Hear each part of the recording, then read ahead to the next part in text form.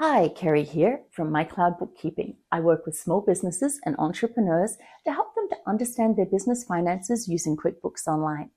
One of my favorite clients up in Whistler recently asked me the question about why the profit was so different to the amount in the bank. I love working with this couple. They're just brilliant.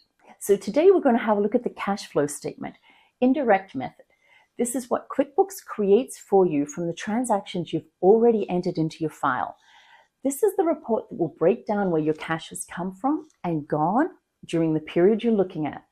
It helps you to understand the difference between your profit and your cash. Here we are in the QuickBooks Online sample company looking at a statement of cash flows. This really is a useful report to run if you're wanting to get a better idea of where your cash is coming from and going, and why your net income or your net profit is different to the amount of cash in the bank. We're going to walk through this and you'll see that the very first row on your statement of cash flows is net income of $12,300. So let's go take a look at our income statement for the same period. And here we have, I'm doing this for January 2026. So here we have our income statement. You can see we have sales, cost of goods sold, a bookkeeper, some rent, some wages, depreciation, and our net income down the bottom is $12,300. Those sales may have not been for cash.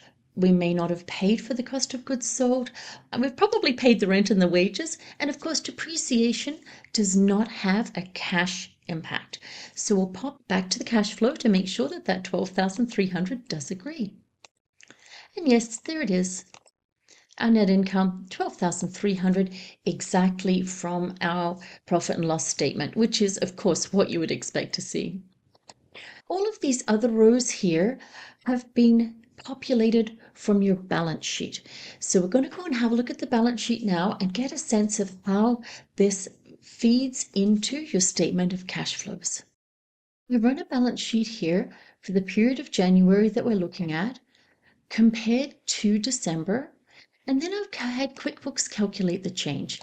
One of the advantages, of course, of using accounting software is all of this just happens all behind the scenes and we don't have to do any work to make it happen. So the first line we've seen in our cash flow was net income. And the next thing we're going to be looking at here are the adjustments for non-cash income and expenses. So accounts payable here has an addition of $10,000. So what we've done is we've kind of said we've got $12,300 from our business, and then we've received an additional $10,000 from accounts payable. So let's go and have a look at this. If we take a look at our balance sheet here, we can see that accounts payable went from $40,000 in December to $50,000 in January. What that means is we didn't pay $10,000 for things that we got that value from. So in effect, we can add that to our cash. So next we'll take a look here and you can see accounts receivable has gone down $10,000. So we've said we've applied an extra $10,000 in cash. So let's have a look at how this plays out. We've got that row in our balance sheet here. In December, people owed us $30,000. In January, we were owed $40,000, which basically means that's an extra $10,000 that we did not receive for the sales included in the $12,300. Now our next row over here is inventory, and it's got a minus a gain of $30,000, which means a loss of cash of $30,000. And let's have a look and see what happened. Our opening balance inventory was zero, and now we're carrying an inventory balance of $30,000. So we have spent out of our own pocket $30,000 to buy inventory. It can be a little challenging sort of understanding this sometimes, but what we're looking at is the cash movement or the impact on the cash movement in relation to our net income. Hopefully this is going to make a little more sense soon. Now the next item we see down here is depreciation. Now, when we're depreciating an item, we're basically creating an accounting entry that says we've used up this much of an asset that we own.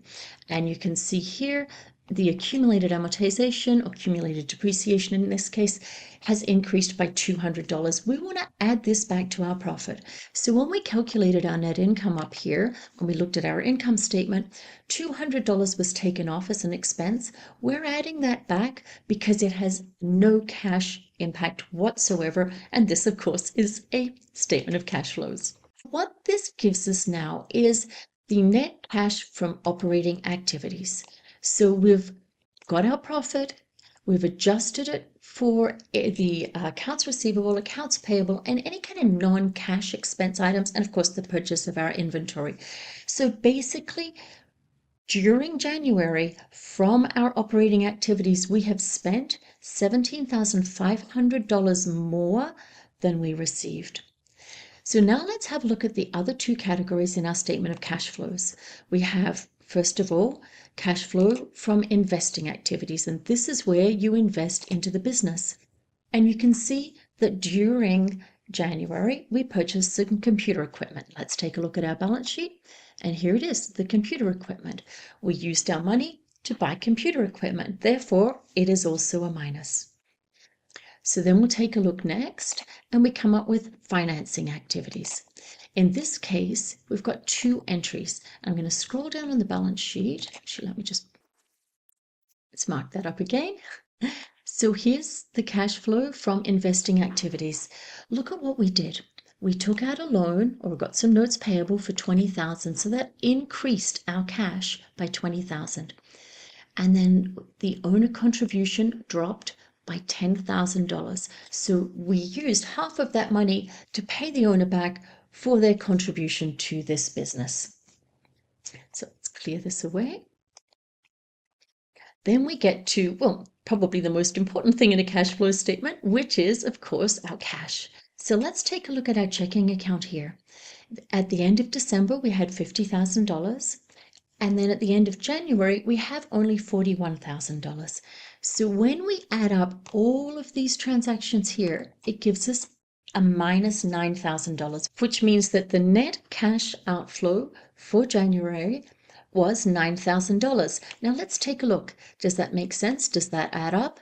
At the beginning of the month, I know it says year, but it should be month. At the beginning of the month, we had $50,000 and now we have $41,000.